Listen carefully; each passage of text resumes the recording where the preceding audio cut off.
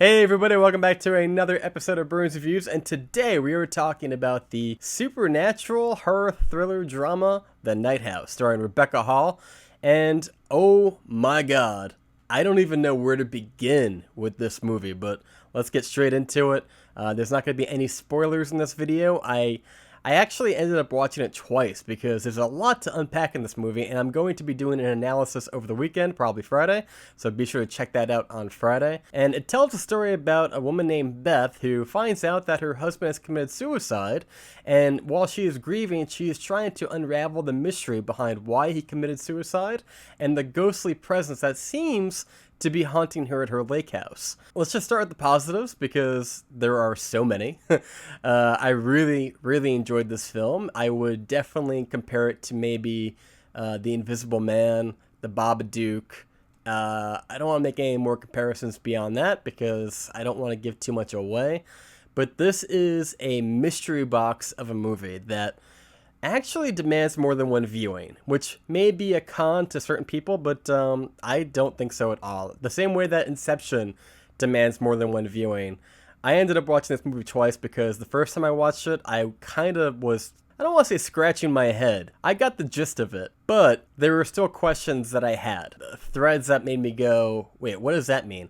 I watched it a second time, and I have a pretty clear understanding, at least I think I do. I have my own interpretation of what I think the movie means and how it all comes together, and I have to say it's fantastic. Let's start with the biggest pro, Rebecca Hall. She is absolutely superb. She always delivers a very down-to-earth type of performance that makes her feel very grounded and real in any movie that she's in. But going into more pros, the story is partly metaphorical, and then also, I don't want to say too much because I think it's something that you should go into kind of blind, but you get the gist from the trailer. You know that it's about this woman who's trying to unravel the secrets of her husband.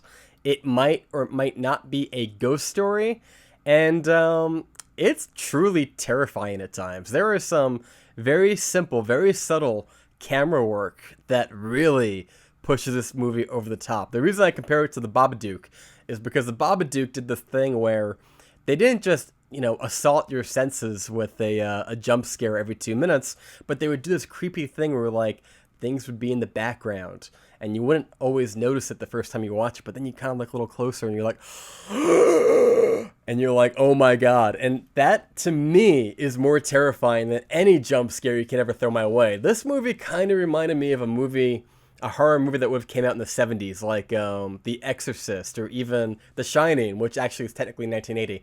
But it really is just creepy, which is the best type of horror movie. I just saw Don't Breathe last week, and it was an average movie, Don't Breathe Part 2. This was terrifying in a lot of ways, and the second time I saw it, I found it to be even creepier. I think it's going to be a movie I'm going to go watch. I'm definitely going to buy it when it comes out. I found it to be one of those films that every time you watch it, you're going to find something else out a little bit more, which is the best kind of movie. Any movie that has a lot of rewatch value that kind of gives you a different experience every time always makes it better. So we also have a supporting cast, which is, they're okay. Sarah Goldberg, who you might know from Barry, as well as Vondie Curtis Hall, who you might better know as Ben Ulrich from the Daredevil series. They're both pretty decent. I think Rebecca Hall really carries this movie on her back. She is front and center the entire time. These other characters kind of like weave in and out, but I will give them their due. They do a really decent job, but it is very much Rebecca Hall's movie. You are with her the entire time. As far as negatives, there's definitely going to be people that don't like this movie because, if you're not paying close attention, you're going to miss a few things here and there. This movie does not spoon feed you every little element to it. It's not one of those horror movies you get to the third act and an actor will vocally tell you, the audience, what has happened. You have to pay attention. You have to look closer. And if that's not your kind of movie, then there's definitely going to be a certain demographic that looks at this and goes, I did not enjoy this movie. I am not that person. I love a good mystery box. I love unraveling it and coming up with my own interpretation of what I think it means, the deeper meanings behind it.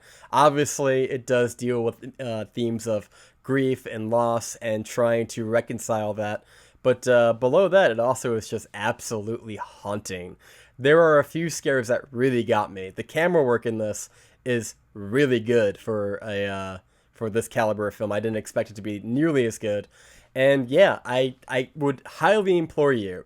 I know you got a lot of movies coming out this week. You got Reminisce. I can't remember the other one. But this is definitely like number 4 on like the marquee. But do not sleep on The Night House. The Night House was so much fun. I'm probably gonna watch it a third time. I was lucky enough to get it in an early screener, so I was able to go back and rewatch it again and really, kind of pull out all those little details, all those little clues that they kind of drop along the way. But the only critique, very quickly, that I will say is that this movie is heavy. Just know that going in. If you're looking for something very lighthearted and upbeat, you have to go in with the mindset of knowing this is a heavy movie that deals with grief and themes of that nature. It's a little cynical at times, which I think actually adds to some of the humor, if you like that darker humor. But it is heavy. It is about loss. So just keep that in mind when you're going into it, because it does kind of weigh on you. And when you're done watching it, you're going to want to go out and watch a comedy. Not to say that's a bad thing. Some of the greatest, all those Academy Award winning movies, they have that same trait. So I'm not saying it's a negative. I'm just letting you know that this movie will not be for everybody, because it's a little deeper than the average movie, and also it does have some heavy themes to it. So yeah, I can't praise this movie enough. I know I'm kind of gushing and kind of rambling about it, but I really enjoyed it, and that's why I'm going to give The Night House an A. It is scary, it makes you think, it has a decent story, and above all, Rebecca Hall gives one of the best performances I've ever seen her give. And yeah, I would even say that this is the best horror movie of the year. It's absolutely haunting. Do not sleep on this movie. Go check out The Night House. It comes out exclusively in theaters this Friday, tomorrow. And yeah, guys, until next time, thank you so much for watching. Let me know what you thought of The Night House. Friday, we're going to be doing a deeper analysis on the movie, so be sure to come back for that, because I have a lot to talk about with this movie. I've been very coy in this little review because I don't want to give anything away. I'm tiptoeing around it, but I loved it, man. I can watch this like 3 more times and enjoy the hell out of it. Until next time, guys, thank you so much for watching. We're doing a poll right now because we're going to be doing a movie reaction. Probably going to be on Tuesday.